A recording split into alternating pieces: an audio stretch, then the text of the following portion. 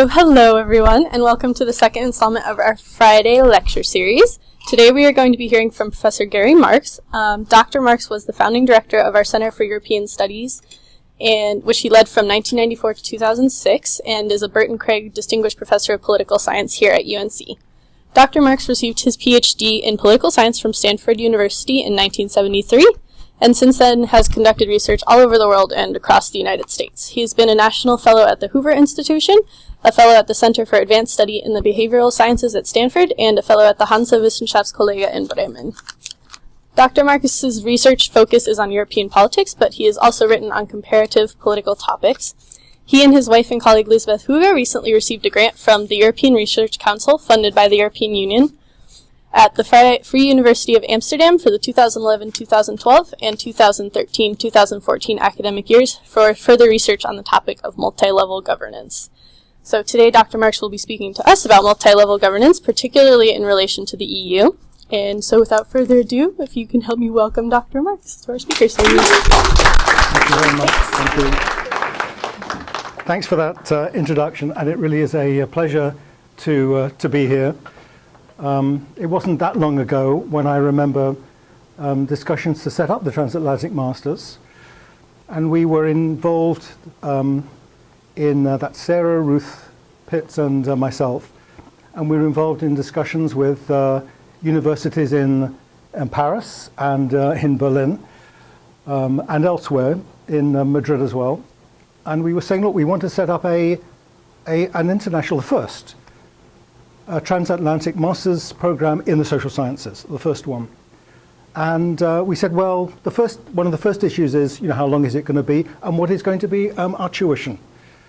And the response was, we don't have tuition. Education's free. There's no tuition. So there was a lot of learning on all parts, and it's a real pleasure for me to see the program so alive and well, and to see you here. Today, I'm going to talk about something I've been working on for a long time. That's multi-level governance, and I'm going to apply it, and this is actually the first time I've given a talk on applying the general ideas that we have, which are about the development of Europe, the way in which Europe has struggled and not struggled, the way it has become what it is, to a particular issue. And it's an issue that we've all thought about. I've lived in Europe for the last 2 years. I'm only back this time for full-time teaching. In the first time in 3 years. And so I'm going to relate this to the Eurozone crisis. But I'm not just going to talk about the origins of the crisis. I'm going to say a little bit about that. But what I want to try to figure out is what is the character of the political response to the crisis? And the response is pretty interesting. Tomorrow, 4 years ago, was the crash at Lehman Brothers, the biggest bankruptcy in American history. So that's 4 years, 2008, September 15, I just found that out. And so it just puts into very sharp relief, how long it has taken for us to start here and get there. I mean, it's been a very long journey to a relatively kind of small destination. The work still has to be done. And so I want to kind of pose some puzzles and see if multi-level governance, the approach that I and Lisbeth and many others actually have developed, is relevant. So these are big questions, and there are many answers to them. I mean, let's make that straight, right off the bat. But I want to think them through and see if I can kind of bring you along with me in terms of what are the political dimensions of the problem. Why the sovereign debt crisis? Now, from where I stand, that's almost a contradiction in terms. I mean, sovereigns that you normally think of as sovereigns, don't have, if they have any kind of legal standing and economic standing, can't have a debt crisis, because you simply print money. There's no way. I mean, there's a saying in the United States, never confront the Federal Reserve. You just can't do it. The Federal Reserve has unlimited capacity to create liquidity. So it puts in very sharp relief, how could you get a sovereign debt crisis? Well, you could get it directly because the ability of the sovereigns, the national states, to print money ended with EMU. They couldn't do it. And that wasn't perceived very much as a problem. Because the idea was, well, look, if we can constrain the budget deficits of countries, we're not going to get into any crisis. And there was the belief, actually the mistaken belief it turned out, that a source of a debt problem would be budget deficits. It wasn't. It wasn't. What happened let's put Greece aside for the moment, it was in Greece, but in Ireland and in Spain, those countries were not, they had lower levels of public debt than Germany, you know. They had lower levels. They were running, in some years, surpluses. How could they get into a sovereign debt crisis? Well, after Lehman Brothers crashed, the banks were put on artificial resuscitation. And that was in Europe as well. And so suddenly you had a banking crisis, and it was very severe right across in several European countries. And those countries that had suddenly to bail out their banks turned around and said, we should make this a European venture. Angela Merkel and others besides, particularly the Northerners, including those in the Netherlands, said, no, you fund that banking crisis, that debt, with your national budgets, in your national budgets. And so that was so that's the first question. Why the sovereign debt crisis? I mean, one can kind of pin it down to a specific set of decisions. And then it became clear, well, look, if we're funding these banking overhangs with national monies, then indeed there could be a sovereign crisis. That was the origin. So that is a question about the crisis. But the second question, why status quo problem solving? It's kind of another contradiction in terms. Status quo problem solving. I mean, problem solving should be shifting from the status quo. But why has it taken 3 years and 55 days to get not very far? I mean, all of the work in terms of creating a fiscal union lies ahead. And when EMU came into being, there was always the presumption that wasn't the end. That was not the last, that wasn't the destination. It never has been. People in Europe don't talk about the destination very much because they know that it's something in motion. And there's an old kind of metaphor which I think is an interesting one. I didn't really believe it very much in the past, but I do now. If you stop riding the bike, you fall off. And this is a perfect example of if you don't keep on with integration, we're going to face very, very severe problems, very severe problems. So why status quo? Why was the status quo? I mean, in the Maastricht Treaty and the Lisbon Treaty, there's an article 123 which says that the Europe will not fund government debts. But that was then, and this is now. Why have we stuck to that so firmly? And then a more general question. Where does support for fiscal union come from? I mean, what is the political terrain like? What is the political field like? Within countries and across countries. So those are those are big parts. I'm not going to be able to, give you definitive answers or even try to, but I want to shed some lines of sight on those questions. And I want to begin with some of the most obvious explanations. And I think my bet would be if I were to ask many people, they'd say moral hazard. That's the reason we haven't gotten very far. Moral hazard being, look, if we fund countries when they have deficits, well, what's to stop them from exploiting that and running deficits in the advanced knowledge that they can continue to run deficits, and we, the Northerners, Germany primarily, but the Netherlands, Finland, the countries that are not in such dire financial circumstances, would have to bail them out. Obviously there's, people are making very serious arguments like that. I don't really buy it as a very good explanation. Because in principle, politics is about dealing with moral hazard. I mean, politics, if you wanted the kind of the simplest, most direct, and also honest answer to what is government, the simplest answer, I think, would be to say government is a means of providing public goods. That is, goods that cannot be effectively provided by individuals or firms, by the market. So when we have national defense, well, I would turn around and say, you guys pay for it, I won't, because I'll still benefit from it. That's moral hazard. Why should I pay my taxes if you pay yours?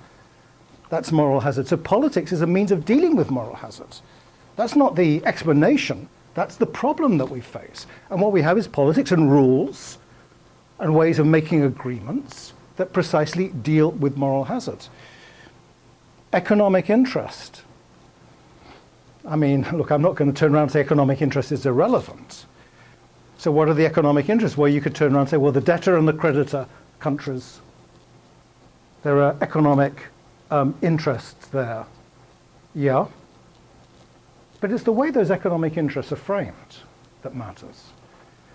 And so, I mean, we all know that it's in the collective self-interest to keep the euro going. Now, you know, people can argue about Greece, they can argue about the circularity of debt and the way in which deflation and attempts to create and sustain austerity can actually increase the debt. So there are going to be lots of disagreements about, you know, what policy to pursue. But it's the way in which economic interests are framed, I think, that is kind of interesting here. Can one explain that? And there's another, I don't know whether you've seen this, a very interesting argument by George Soros. In just a few days ago, was published in the New York Review of Books. I would recommend that you read it. Have you read that? Where he argues that Germany should either take the position of a hegemon, supporting Europe and providing subsidies, creating some frame in which one could deal with moral hazard, but also providing funds. You'd have to say the northern countries as well. The country that I'm often a resident of, the Netherlands, would have to be deeply involved in this. It's about as rich as Germany, smaller population. Or Germany could itself pull out of the Eurozone. Now, why would that be a better solution than the southern countries pulling out of the Eurozone? Very simply, if the poor countries, the southern countries, pull out, they will be laden with debts in euros. And if their currency depreciates, the amount they'd have to pay in their local currency would increase. But if Germany pulls out, the euro would deflate, would decline in value, it would depreciate. And therefore, they could handle their debts, they'd be able to export more, their debts would be worth less in their local currency, euros. It's a very interesting kind of argument. And he makes the point that actually there's a strange kind of dynamic, and it's absolutely not intended, absolutely not a kind of a plan, but actually the euro crisis helps Germany in two very fundamental ways. One, it weakens the euro and facilitates German exports. And two, there is capital flight from the southern countries. And that capital flight, where does that capital go? If you have a bank account in Greece, don't keep, my advice is don't keep it in Greece. Move it to, okay, where? Germany, or the Netherlands, Germany. And that has happened in vast amounts. So there's a kind of, you could argue, I mean, it's not that weird an argument to say, well, the economic interest of Germany is to keep things going as they are and not to fundamentally change the situation. The status quo actually seems to have very clear distributional effects. It has clear distributional effects, and those are economic interests too. That's an argument I think may motivate some German policymakers. I don't think it motivates very many. Did you have a question off the bat? I just wanted to remark that the new kind of currency which Germany is going to invent is going to increase, so actually the exports for the German they would do. economy later on. And that's the point. Look, imagine a euro or some kind of, if Germany left, the Netherlands would leave too, and there'd be other countries there. I mean, how many And imagine that they called it whatever, the Marx. I wouldn't have too many of them. But how many of those, would there be? What would the exchange rate be to the dollar? Wow. It wouldn't be 120, whatever it is today, 26. It would be like 176. Who knows what it would be? A lot higher. Okay, economic interest. There's something in each of these, but I don't think we're going to find the kind of the solution or the real key to the problem of how it started and why it's continuing. Historical memory. This is another one that's often put on the table.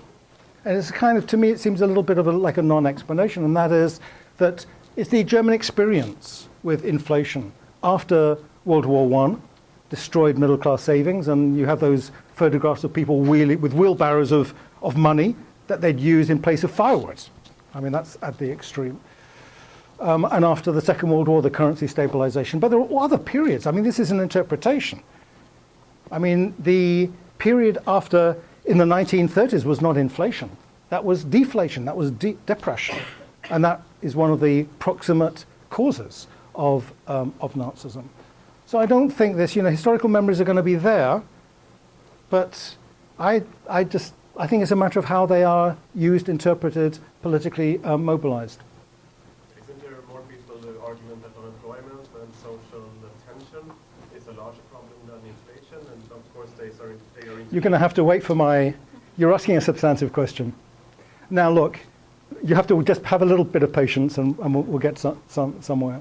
But if you have questions of interpretation or you've got something I'm saying that's not clear, by all means, let's jump in. Now, this is the structure of kind of the explanation that I want to kind of explore with you. And it has three elements to it. And these are elements that are fundamental to multi-level governance in a whole variety of settings.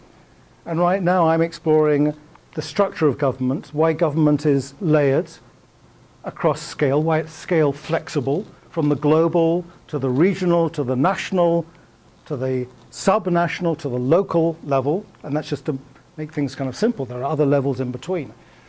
And these variables kind of pop up. But I want to kind of focus them in on Europe right now.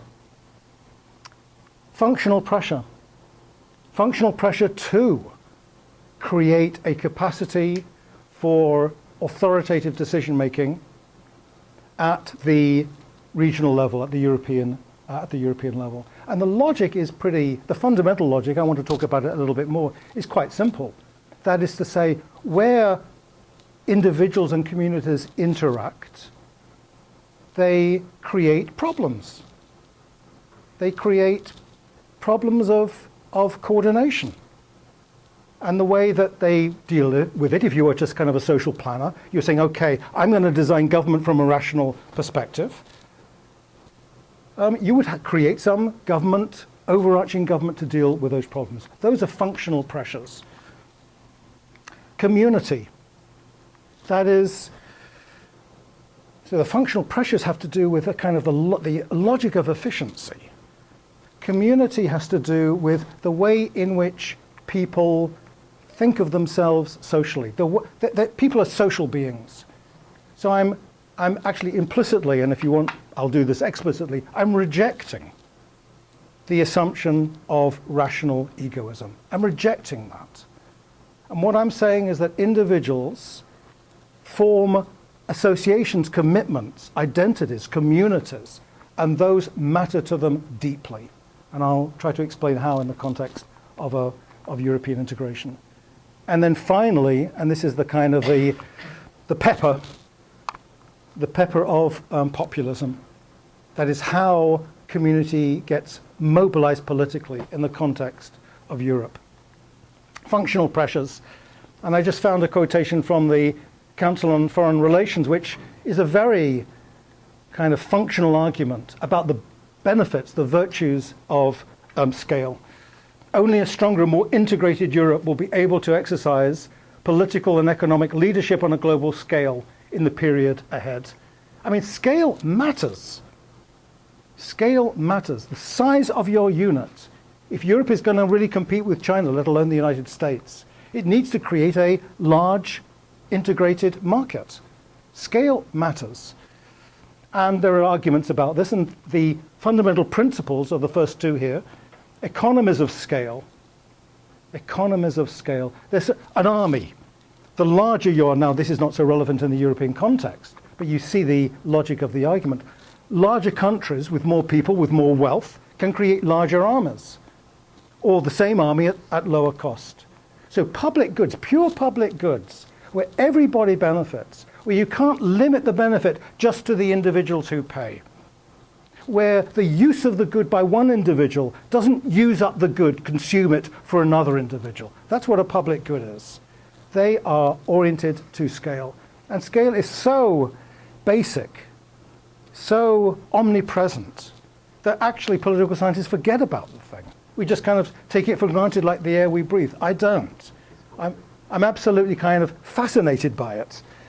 The logic of scale, which is this kind of impersonal, inexorable logic that actually does govern politics to a very, I believe, a very great extent. Internal market, international negotiation. The EU negotiates as an actor in international economic fora, as a reserve currency. That was the goal for the euro. And so other people will keep euros in their bank accounts, or other banks will, and so they'll keep them in their bank accounts. We'll buy goods with them for that amount of currency. Externalities. That is to say, where a policy in one particular jurisdiction has effects, positive or negative effects, for another jurisdiction, logically, efficiently, you need to make a decision across both of the jurisdictions. If the water that flows through the Rhine, that flows through the Netherlands, begins in Switzerland and Germany, if you want to have a policy for the Rhine, you don't just have it in the Netherlands. You have it in all of the countries that are affected. That's an externality. There are many of them, global warming being a one. National bank policies. If a national bank depreciates, that's an externality, because it will be able to export more. The other receiving countries will import more. That's a interaction effect. Fiscal policy too. If a country decides to cut its budget, it will be buying less. Other countries will then be exporting less. If they then decide to do the same in order to sustain a balance of payments, then you're in a downward spiral. I'm just kind of describing part of what I see in Europe. So economies of scale and externalities. So this means, if you look at the world objectively, as a kind of an economist or a social planner, you turn around and say, look, where there are these things, there's a pressure, a functional pressure to create an overarching frame for decision making. That's politics. And the way that it's worked in Europe is in terms of spillover. And this is the kind of the classic neo-functional argument. And there's I believe, a lot of truth in it. Spillover. So the creation of an internal market. That was the 1986 Single European Act. Well, once we've done that, we say, hey, we've got a single market, but people are using all these different currencies. We really need to have a single currency. That's a spillover. Oh, we've got a single currency, but we don't have a single bank. We've got all these different banks out there. We really need to create a fiscal union to handle the imbalances that could occur when individual countries can't control their own supply of money. So there's a kind of a functional logic, and it's kind of, well, you have a policy in one area, and that alerts you to the deficiencies in other areas. And then you're kind of forced onwards, is that metaphor of riding the bicycle. Well, it worked very well from the market to the EMU. It didn't work, and that's the point. It didn't work from EMU to fiscal union. It hasn't worked. Maybe it will eventually, but it's been a very, very rocky process. Now, this is a list of 26 policies. And what this is, I'm going to have to deal with this pretty quickly because I want to move on. But this is a legend which says, look, in 1950, all those policies were handled at the national level. And this is an expert survey. But then you look through time, and you get up to the present, and there are some that are mostly EU, and a couple that are EU only, trade negotiations. Sure, they're negotiated prior, but they're handled by the European Union. And those arrows indicate the kind of the functional logic. If you look, if I had a lot more time, I could make an argument about the functional logic of shifting goods and services and national policies to goods and services to share it between the EU and the national level and eventually put it mostly at the EU level. There's a functional, what I'm saying is this, there's a functional logic to European integration that begins at its core in the creation of a single market. That's been the functional logic of European integration, very powerful. Doesn't apply to agriculture. That was a political decision to subsidize French farmers mainly. And then there are various spillovers or spin-offs that have to do with citizenship and democracy, that have to do with social policy. If you want a single market where people can move around, you've got to handle things like pensions, or you've got to handle healthcare. So it involves various social policies that get kind of brought in, wheeled in to European integration. But I want to make the point that functionality is very powerful when it comes to the European Union. Community, which is utterly different, but I think also very powerful. Why is community? Why does it matter? Well, there's a lot of research that shows that communities are settings for good governance. You see, if politics, government is about creating public goods. It's about overcoming the free rider. It's about overcoming moral hazard. You know, think about the conditions under which that's best done. It's best done when people trust each other, when they have some kind of distinctive set of norms, where they have some sense of commitment to the larger group. Now, communities can operate in diverse levels. It's not just one level of community. You may feel, I bet you feel individually, members of many communities overlapping, often nested within each other. I, as a European, I'm a Londoner. I have some kind of attachment to the south of England, let alone England, Britain, Europe, and beyond. And that's putting aside my American attachment, which is also very strong. So a setting for good governance. You want to root government in community to the extent you can. Sure, there are functional pressures to move it up across communities. But you want to use communities where you find them. Heterogeneity of preferences. Look, people in different parts of a country or the globe may want different things. Don't centralize. To the extent that you don't find externalities, that you don't find economies of scale, let them run the things themselves. Let them realize their diverse preferences in the governments that they have. A desire for self-rule. I mean, you know this. People in Scotland, when I speak to someone in Scotland, and I say, well, you know, functionally, Scotland really needs to be a part of Britain. Some of them will respond, look, I'm a Scot, I want Scottish rule, or Catalan rule, or Basque rule. I mean, there's so many different regions. And there was a very big survey done recently across Europe, even outside of those regions that traditionally are very distinct. And most Europeans want more subnational authority.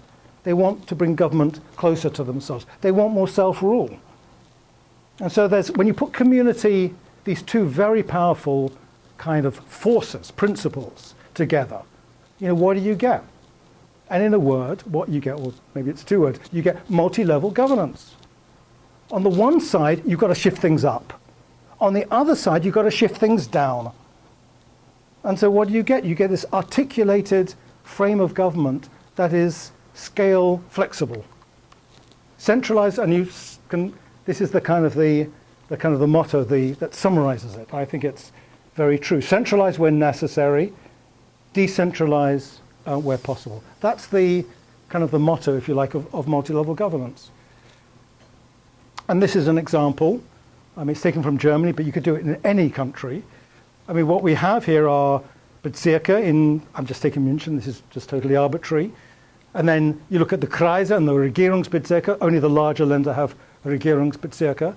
And then the Länder in Germany, these are historically, these were independent states. And I mean, now I'm looking at Bayern here. It was a big move for Bayern to get into the empire in 1870. And they had to have all sorts of negotiations and deals by in particular. And then Germany, and then Europe. And Europe is in the world. And we have world government too. I mean, there are a number. I'm doing a study of international organizations. So it really is a pattern of multi-level governance. But, you know, what I'm dealing with here, the action is mostly between states and Europe. And that's really kind of where the knife of do you have community or don't you? That's really where it cuts deepest. And this is it's a Eurobarometer survey. Virtually every year they ask people, what do you feel? It's a very general question, but the results are interesting. Today, most people, you can read this in different ways. Today, most people say, well, they're national only. That is German only, or French, or English, or Dutch, or whatever it is, only. But there are many people, and this is not the majority, there are many people who say, well, I'm German and European. Or British. There are a few people. I'm one of them. So you see one. At least there's, we've got an N of one here.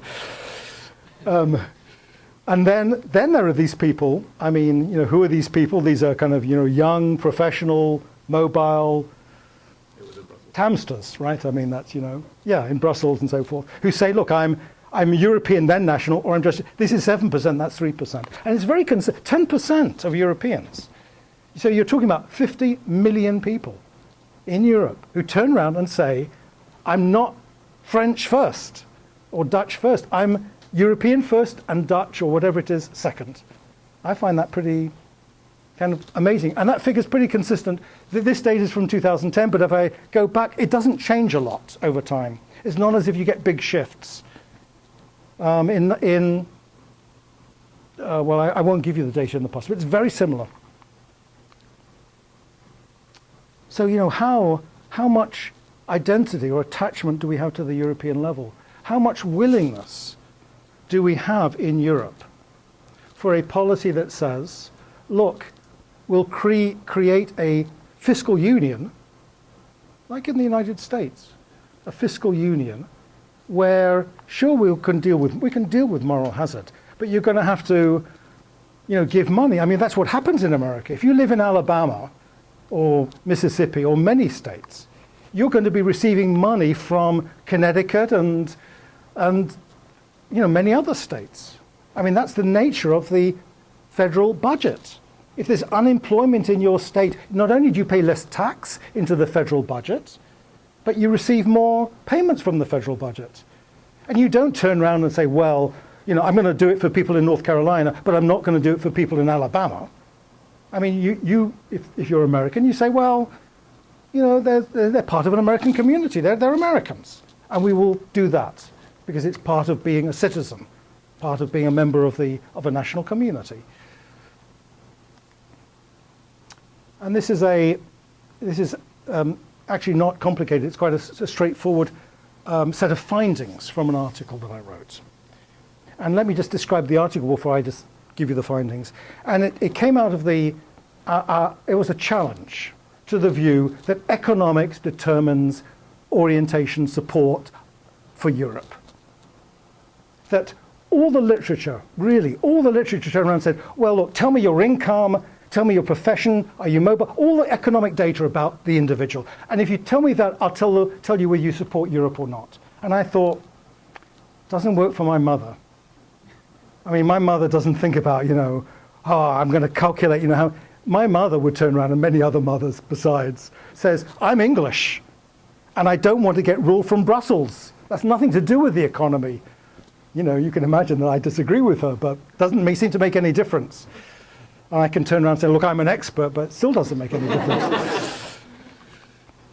So, I mean, this is what so what we did is we tried every kind of economic argument. We said, if we're going to make the argument, we'll try everything economic. And what we'll put against it is how you conceive your national identity. And guess what wins? The national identity.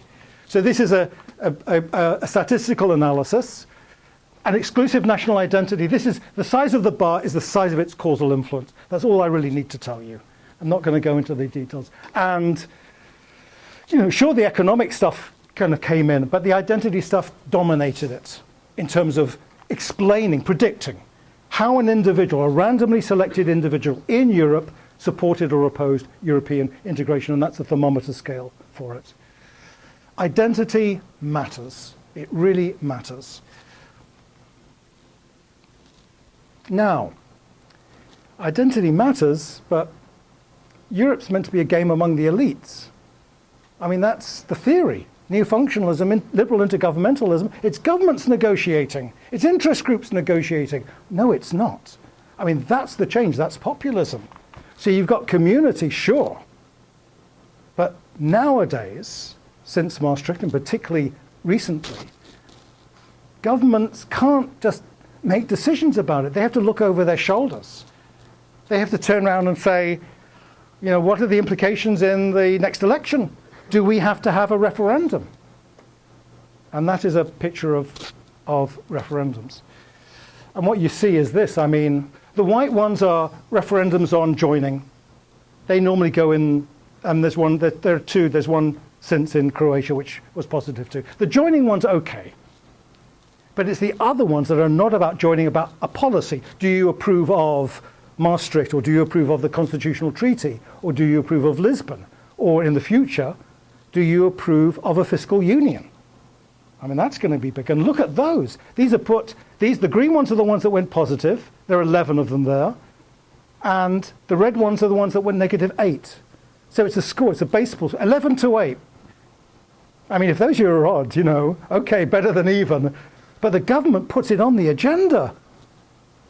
And the elites, the unions, the most major political parties, business, they're all in favor. And yet, the people turn around and say, essentially, well, you know, I don't want to be rude in the lecture, but you know what they say. So that's what's happened. I mean, that is the pepper, that community has been mobilized politically. And it's mobilized politically in referendums. If you were to ask me what's the biggest political effect of European integration on domestic politics, it's easy for me to answer to that. I'd say populism, referendums. I come from a country, the United Kingdom, where when I was in school, or if you look in the textbooks today, you'll read something that's just not true. It'll say it is a parliamentary democracy. It's parliamentary democracy, but the big decisions have to be taken in referendums. Not in Germany, yet, although even that's coming. I bet there will be. I mean, Merkel has been talking about it. But in the UK, if the UK were ever, it's not going to be possible anymore, were to join EMU, there would have to be a referendum. The government couldn't do anything about it. Chirac, after the Constitutional Treaty, he didn't want a referendum. I mean, you know, was defeated in France. But when some people, particularly on the populist right, and I haven't talked about them yet, particularly on the populist right, turn around and say, let the people speak. You're meant to turn around as a politician and say, no. I mean, the people know I don't. I mean, I believe in representative democracy. I mean, that's where I come from. I believe, even on issues like this, where I'm meant to be some kind of expert, or the character of the fiscal union, I think that we actually should elect, it's old-fashioned, I know, representatives who make decisions in their best wisdom and knowledge on behalf of publics. It demands a kind of a trust we don't have today. So populism, and you just see, look, I mean, these are all the referendums that took place, and the incidence of referendums. Europe has bred, has introduced, has intensified, magnified the referendum. And what is a referendum? Well, a referendum is a simple, dyadic choice on a particular topic in isolation. And that to me is not, I'm talking ethically, that to me is not what politics I think is about. I think politics is about conceiving issues in context. I think politics should be about making compromises. I think politics should be about considering the implications of different choices for subsequent choices. But when you have a referendum vote, nobody really knows what it means because everybody interprets it. And when you talk to people about referendums, when you talk to the people who vote, you will find out very quickly, if you don't know already, that they don't know. I mean, how can they? They don't know much about it. So what do? They rely on things that they do know. That's a sensible human strategy. And what do they know? Well, if you ask a child of 6 what nationality that child is, the child will probably be able to tell you, I am Dutch. Those are very, very deeply ingrained, very prior kinds of ideas. If you ask adults which party they voted for in the last election, 10% will give you the wrong answer. But they won't tell you the wrong thing about what national identity they are. So people rely on their kind of guts. And so what does that do? Take an issue in isolation? It gives the space, it gives the opportunity for parties that are oriented to the gut. And I'm talking about populist right parties, to say it's framed in terms of your national identity. What does it mean to be English? And you see it in the tabloids. I mean, if you to do analysis with the tabloids, that is the mass circulation newspapers. How do they operate in the context of referendums? How do they operate in the context of identity? This is where parties stand. And what you see, this is pro-Europe, anti-Europe. This is a kind of a general left-right scale. And this is from a survey that we carried out, and Anna has been involved in this in the past too. It's very rare that you actually get an R-squared of 0.988. I mean, that's an unusual thing. What it shows very clearly is that it's the parties of the extremes, the populist parties. And actually, the centrist parties are the pro, and particularly on the left. This is right across the European Union. But it's the radical right that really take the initiative, that make the running on popular opinion on European integration. And that goes into a little bit more detail. And what this is anti-EU to pro-EU. And I call this GALTAN. This is again from the survey. This is all parties across Europe. And it says this: GAL is green, alternative, libertarian, left, but social left. We're not talking about economics. We're talking about women's rights. We're talking about, not abortion in Europe, it's not non-issue, homosexuality, the kind of the non-economic left-right issues. TAN is traditional, authoritarian, nationalist. And so what it says is this: if you know where a party stands on the economic left-right, you know where it stands on European integration. Just take a look at the black line, European integration, and it falls off a cliff as you go to the extreme TAN. I mean, that is the kind of the logic of party positioning on European integration.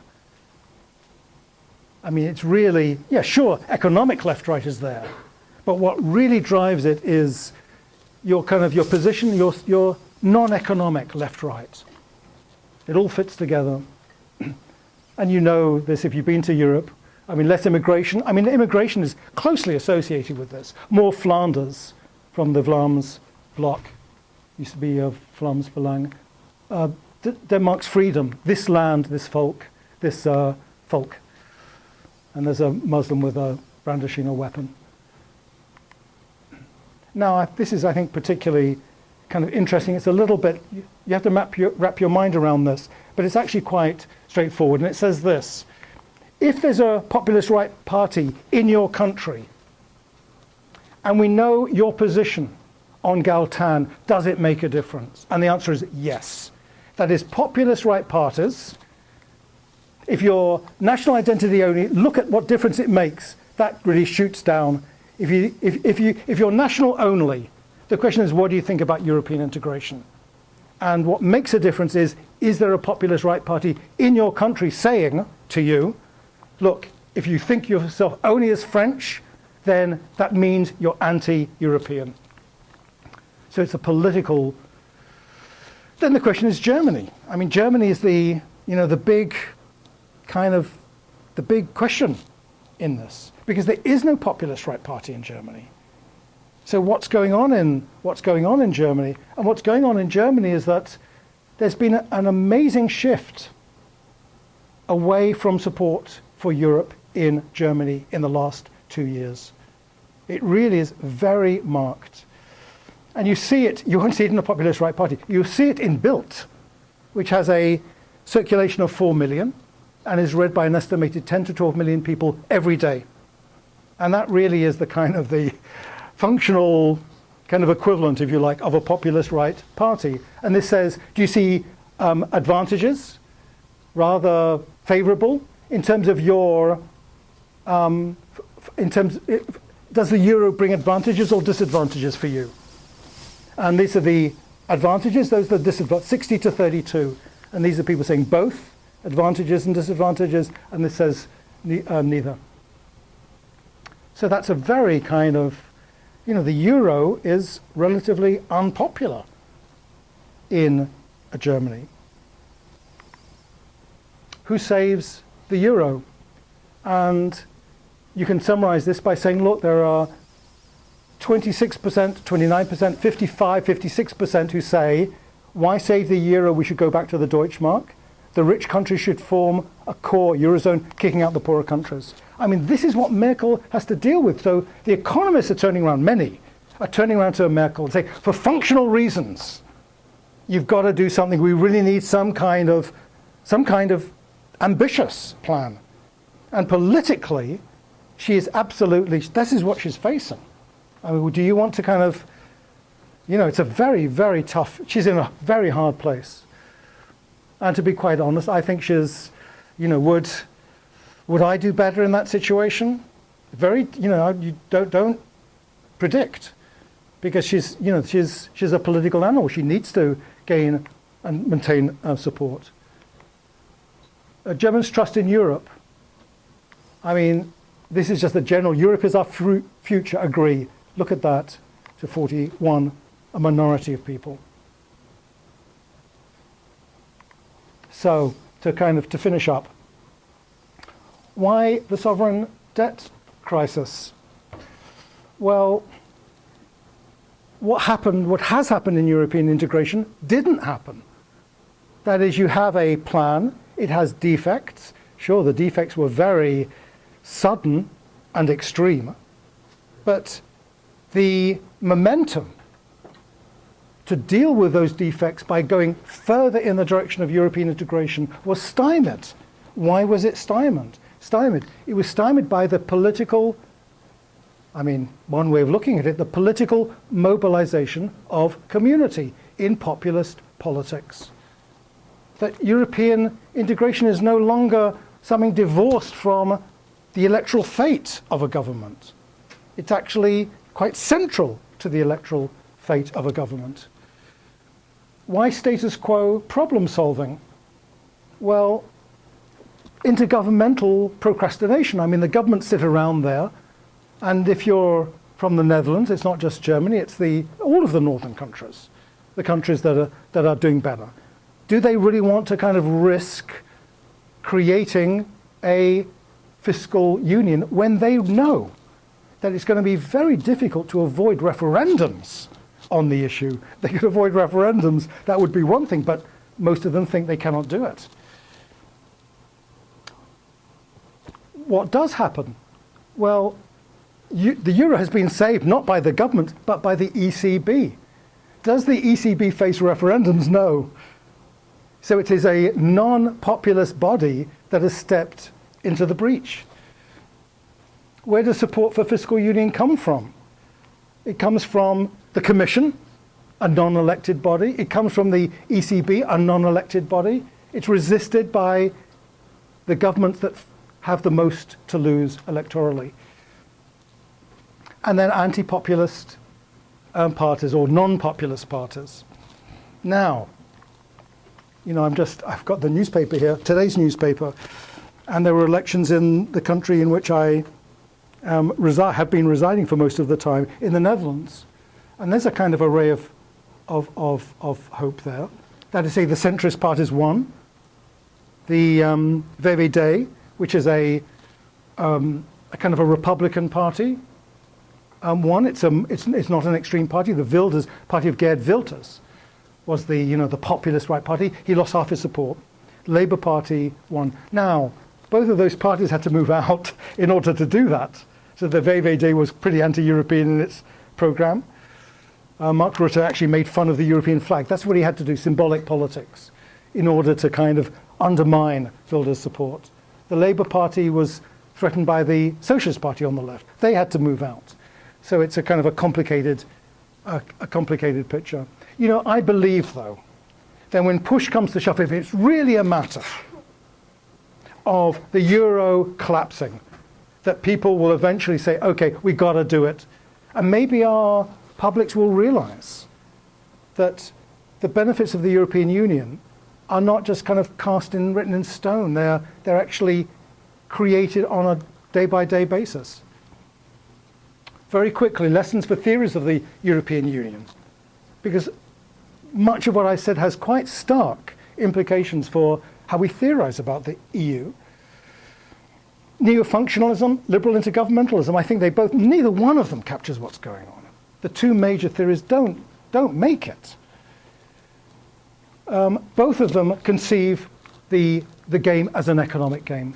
Neither one of them has room for community and identity. Both of them conceive the game as an elite-driven game.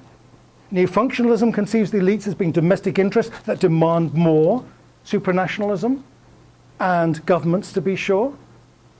Liberal intergovernmentalism conceives firms and national governments, but in a kind of a world in which economic interest is predominant. That's not what is going on at the mass level, and the mass level now counts for governments in determining their policies.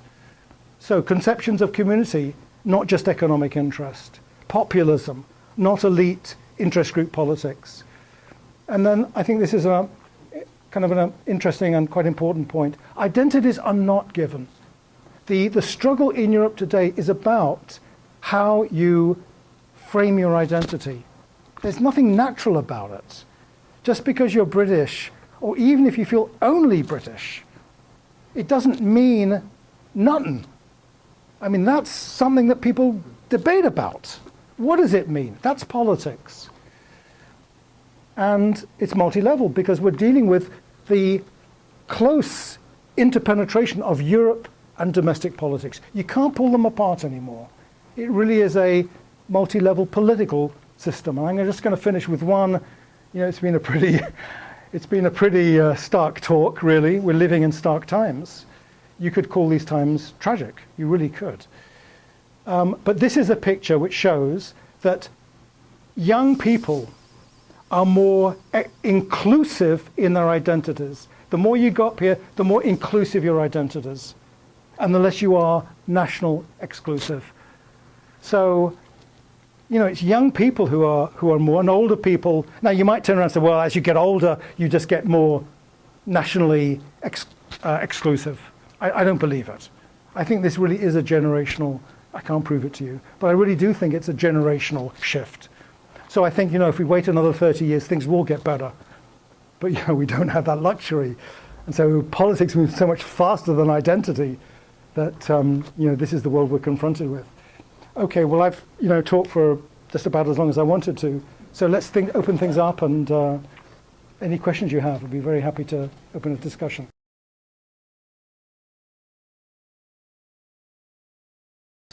National only, national first, European second. So this is, 1, 2, 3, 4. So it's a very, rough and ready measure. And what we really need, if we're really going to kind of probe identity, we're going to have to start asking questions like, what does it actually mean for you that you have a particular identity? Not just saying, okay, this is my identity in response to a telephone call, or someone asking you a question. So we need to learn a lot more, and some people are starting to do interesting and panel data. This is one shot. Well, we want to know how things change over time and in response to what. And so, Anna has actually done some work that tries to kind of probe identities and the way they fit together in her dissertation.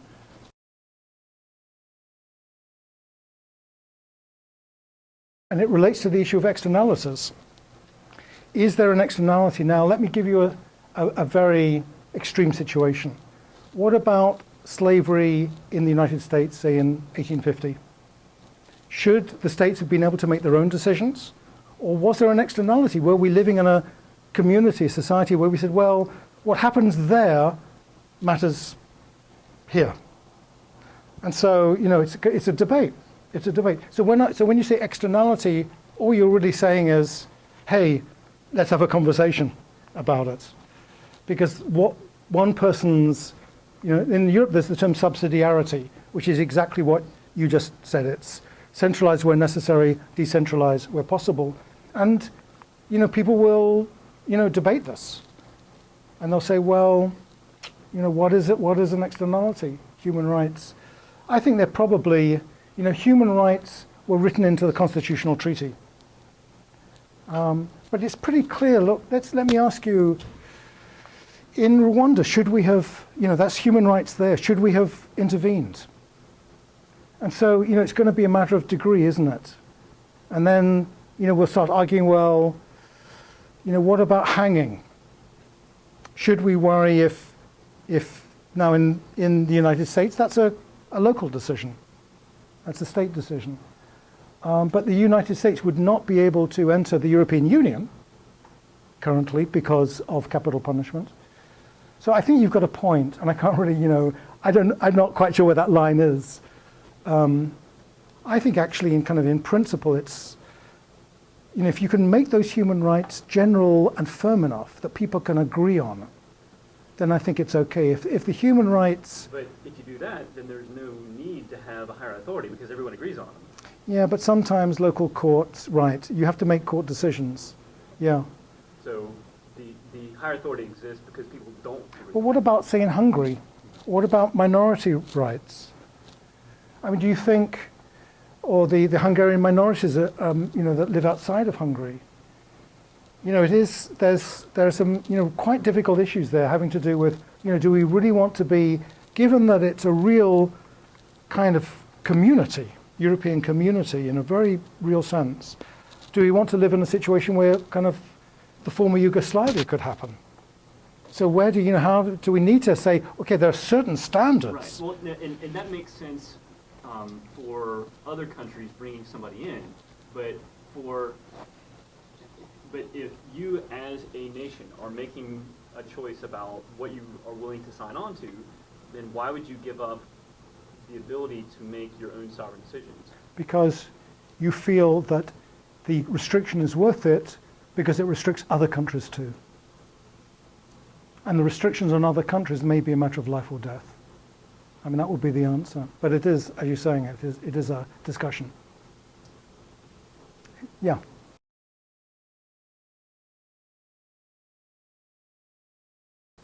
Yeah, I think you've got a very good point there. And I think one can even extend it to say, look, in the beginning, the so-called PIGS, Portugal, Ireland, Greece, Spain, we're talking about 7% of European GDP. I mean, the debt is much less than that of the United States of America, let alone California. And so, you know, if it was dealt with earlier, we would have, the more you wait, the worse it gets. And so the more you wait, the more it becomes a game of kind of a distributional kind of game that sets. But, you know, having said all of that, you know, you as a politician, you have to, you know, you're straddling this kind of fine line. And the question one would have to evaluate is, you know, are the politicians courageous enough to really confront the issues and to confront exclusive, or an interpretation of exclusive nationality? And I think with Merkel, it's a pretty tough. She's in a pretty tough situation. I mean, you know, if I'm a Monday morning quarterback, I could say, well, she could have done better.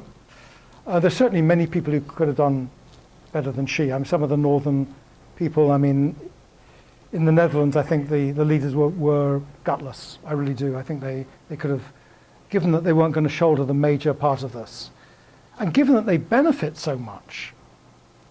I mean, the benefits, you see, this is one of those things where the costs are transparent and the benefits are diffuse. And so people respond to the costs and not They don't understand the benefits. The benefits are in the way that we live, in the way that we can travel, in the pattern of economic growth and development and specialization. And so I think, just even emphasizing those things more, he could have done much better. But I think Merkel's not a Kohl. She's a much more passive kind of person, politician. And but she has gained the trust of many Germans who would otherwise disagree with her. So, that's, the costs of waiting for 4 years have been huge. So we must have made a mistake in Europe. I mean, there can't be any question about that. But it's one of those kind of tragic situations where many people felt that they were cornered and there was no way out. But in retrospect, I think they're all going to have to provide excuses in their memoirs. Why I couldn't do this, They'll have to defend themselves against precisely that kind of criticism. That by waiting too long, they raised the cost of fiscal union. They intensified the distributional struggle that went alongside fiscal union. And perhaps even they didn't confront exclusive nationalism and the populist right more directly. I think those would be the challenges that one could put to them. But I'm not in power, so it's tough to be too critical, I think.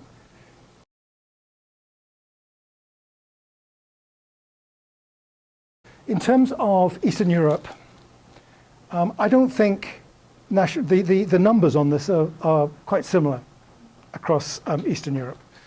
And the differences, often the country is not so different from another country. There are differences, but it's often individual differences. And so if you look within those Eastern European countries, you see vast differences in the positioning of political parties. I think I'll show you something because I've got some data there.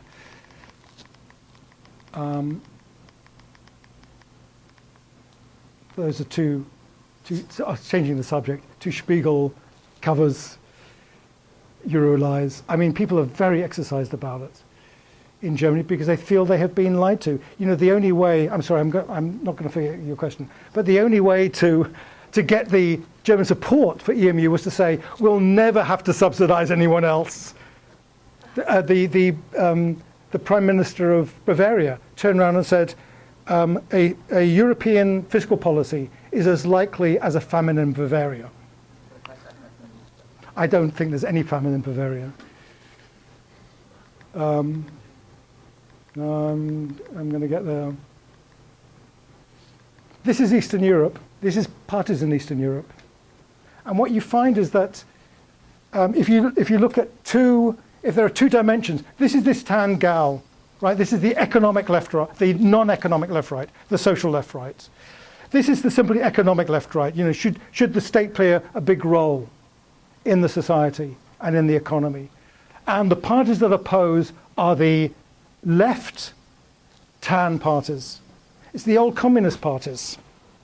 It's the parties of elderly people, rural people, less educated people, less professional people, people who fit less well into the modern world. And then the parties that are inclusive identity are the parties of young, mobile, professional, educated people. So education really does make a difference. Another thing, I mean, you talked about what could we do going forward?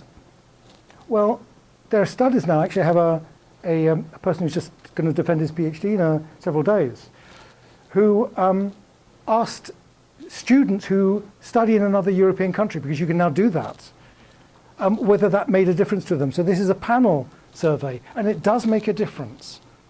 So the possibilities of studying, you're Britain, you can study in France or Germany or wherever, and vice versa. That makes a difference. So the density of interactions and the character of interactions among people. Now, it's not always interactions, not always good, but those kinds of interactions are good. So I think the future kind of bodes well. The other thing that, Europe has to work for people to, that fall in German support is very much the response to the a German sense of betrayal, but also the sense that the system is not working. So getting the system working, if it's an efficient system, if it's providing the goods, public goods, that people expect. But the biggest shaper of identity is thankfully missing. And it's missing in Europe. The biggest shaper of people's identity is war. I mean, look at the role of the First and Second World War in terms of integration in this country. The way you form a community by counterposing it against another one. Thankfully, we don't have that. So you could say that Europe is an experiment in the creation of identity in the absence of what is historically its greatest force. And I don't know who Europe would have a war with or against. I mean, there's nobody out there, thankfully. But it all takes time. It's a generational thing, really. And my kind of on the one side, young people are more inclusive. They have more layered.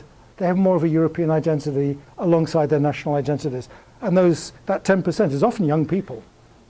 But at the same time, I wonder if young people really know what world they would confront if the European Union fragmented. The nationalism that would be unleashed, the protectionism, God knows what would happen. It would be an unknown world, and it wouldn't be one I want to travel to. So do people really understand that? Or do they take it for granted? That it's just, whatever happens, sure, things will be okay. Peace is not historically the norm in Europe. And so, I would, maybe history lessons will help. Yeah. Just a quick question. Could you tell me what the outlier is there for anti-inflation? Oh, this one. Yeah, I think it might be the ODS or the former party of Klaus in the Czech Republic. I could, if you write me an email message, I'll tell you. Now, look, so this is Eastern Europe. Let me just show you Western Europe. Whoops. Oh, that's an interesting one as well. So look, you've got your right and your left, like the FN. You've got your left and your right. So you've got opposition in Europe on two sides. So it's not just, this is community. So it's not just community, it's also the left parties. But here, every dot is a party. So, the small little parties are there as well as the big parties. You can't tell the strength of them. But this is where the action is in terms of mobilizing against Europe.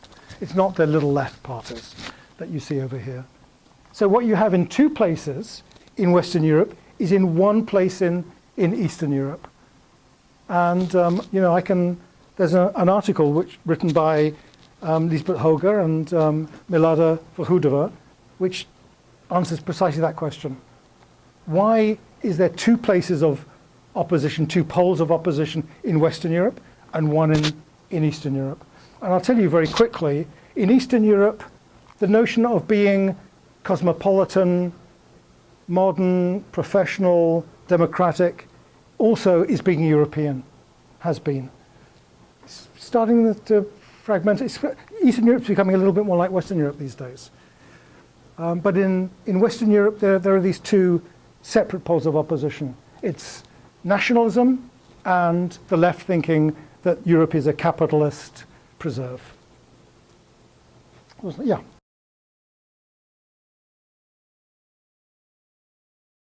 It really is multi-level in that sense. And then, you're all aware of the enormous regional diversity in Europe. The Catalonia, the Basque Country, Scotland, these are not, the list would go on and on because in so many countries there are distinct, regions.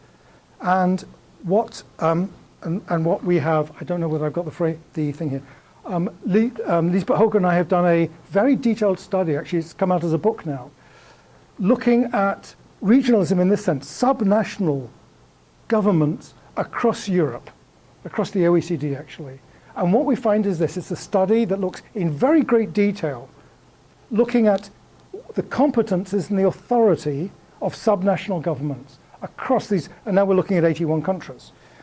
And we show that from 1950, we look at it every year, from 1950 to 2006, it's grown in virtually every single country, or little countries haven't, Luxembourg hasn't changed. But in all of the countries where you've got, say, 3 million or more population, you've got more regional authority today than you had in 1950. So there's been a sea change in Western Europe. And so what's happened, and this is one of the kind of the arguments of multi-level governance, is that you've gone from the national state, the central state. After the Second World War, everything was done by the central state. We're not talking about federal countries in most cases. It's not like the United States. We're talking about highly centralized countries. And then gradually things kind of unraveled, both up to the European level and down to the region. And that has been very strongly the experience of the last 60 years. Authority has been kind of fragmented, diffused across multiple levels. So it's an exciting, it's an interesting kind of, if you ask me why, it's quite complicated why. It's not obvious why that's happened. And to be quite honest, we're only beginning to figure out the explanation for it. But it's a very marked process, and it's not only in Western Europe, it's in other places besides. Now, in the big federal countries like the US, there hasn't been a shift down. Essentially in the United States, when Republicans are in power, Democrats want more state rights and vice versa. So it goes kind of up and down. And in the United States, there's not a huge regional autonomy, regional communities. Okay, Texas is different. Don't mess with Texas. But beyond that, it's not like in Canada where you've got a Quebec, for example.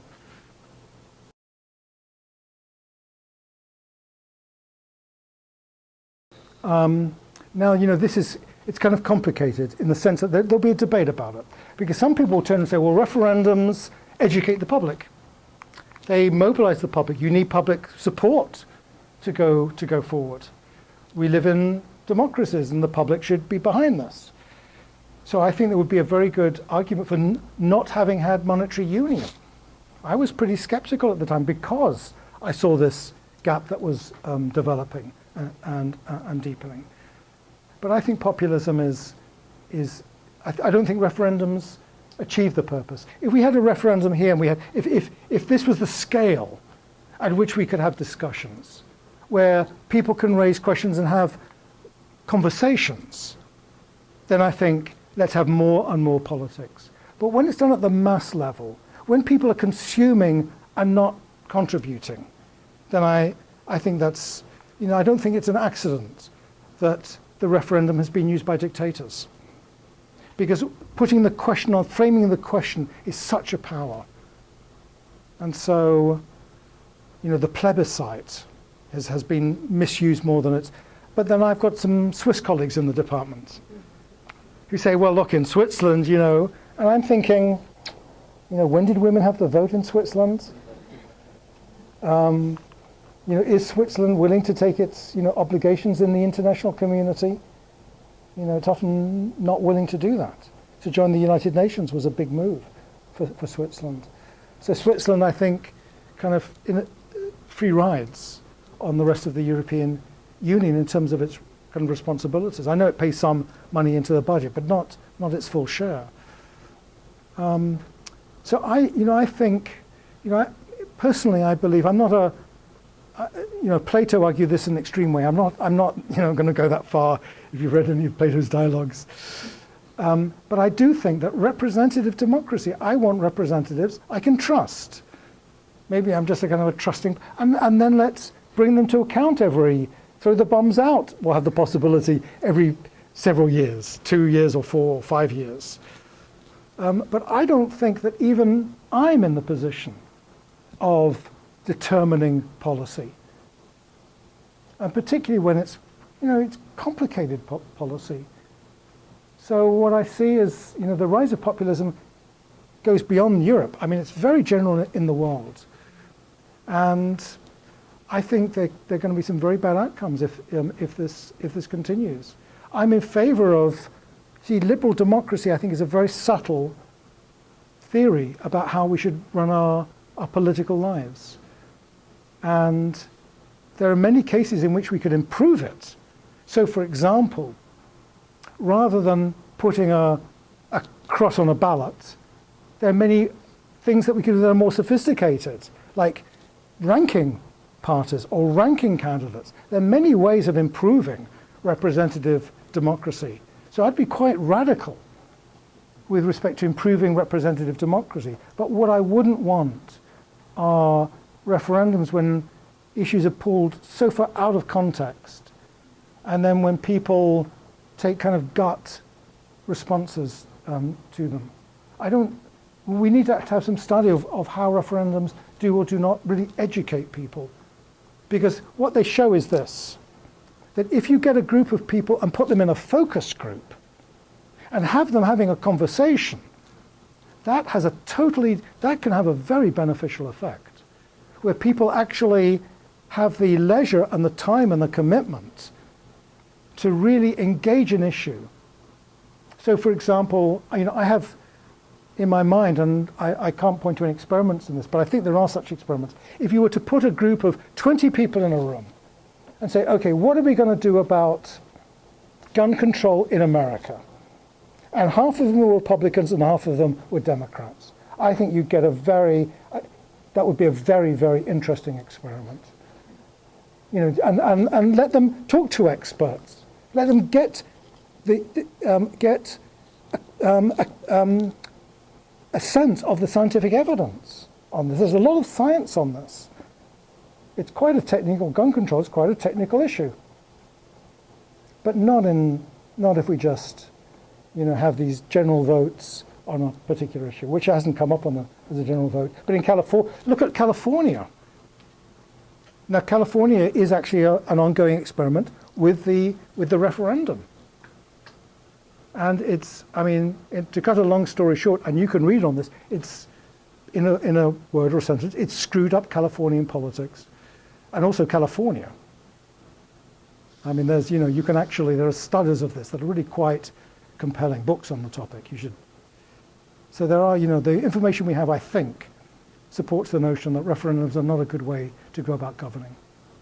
But people will disagree, if people agreed, then we wouldn't have them. So, but as a politician, so for example, I'll give you an example of how this can be manipulated. Tony Blair is in a press conference with Jacques Chirac, after the Constitutional Convention has finished.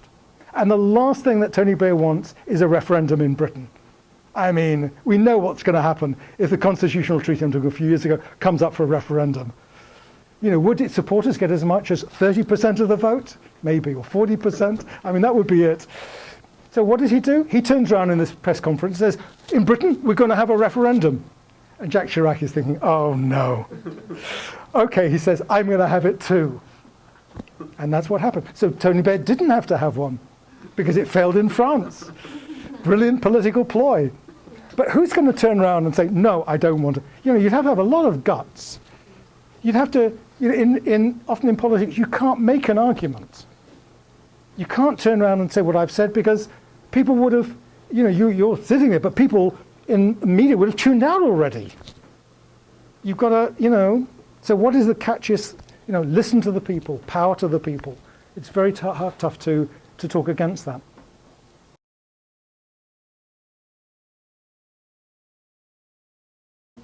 I was never asked to be a Briton. You guys, if you're American, were never asked to be American. That is to say, look, there are ongoing choices that that we make in the context of elections.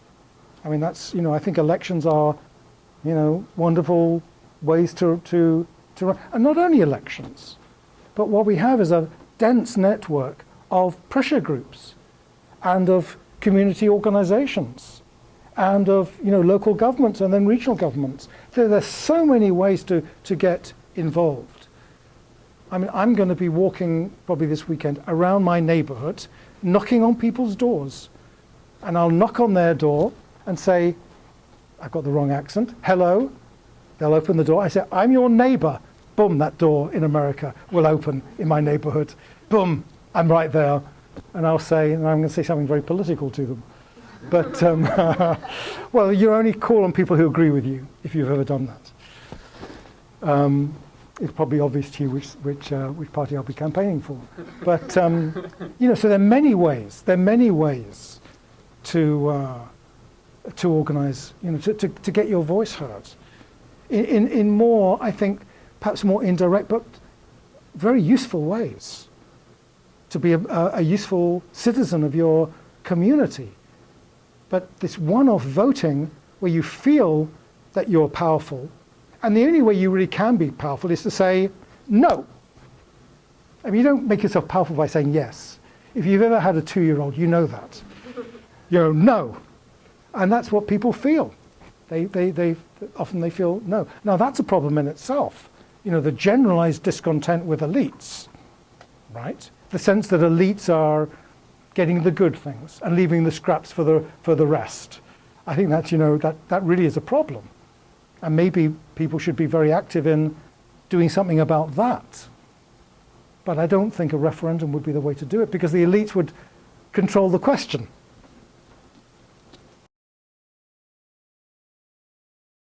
Yeah, but I wonder, you know, that's an empirical issue. That's an issue where, you know, information would make a difference.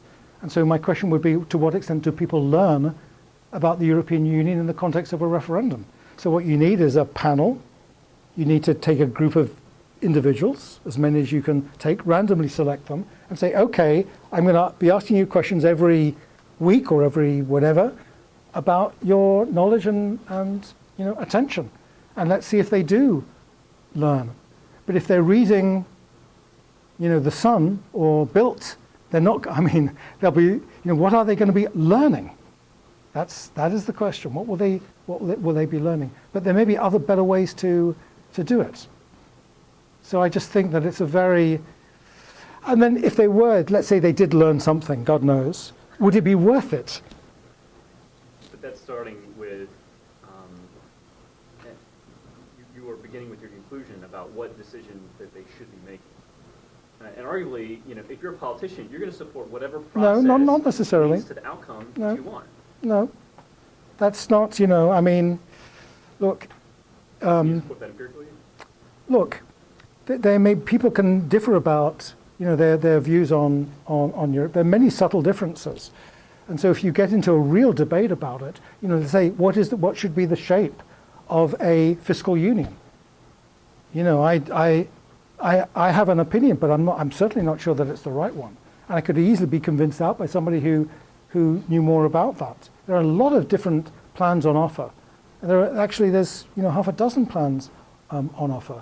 Just yesterday, a notion of a banking union was rejected. That was another way of going about it.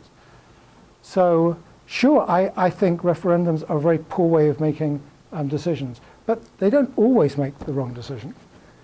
I mean, in California, there are so many of them that, you know, some of them I will absolutely. So, for example, we had a referendum in North Carolina on whether there should be a public bond, the biggest one in North Carolina history, for university buildings. I supported it. It won. That's just a chance relation. But you know, so they don't always come to bad decisions, just usually. All right, you know, does that take us to how are we doing? Is there any urgent question that you'd like to frame? And you can always send me an email for any of the stuff I've talked about. There's a lot more information on some of these things, and so if you are interested in you know, finding out more about it, I can refer you to some literature. Thank you very much. Thank you.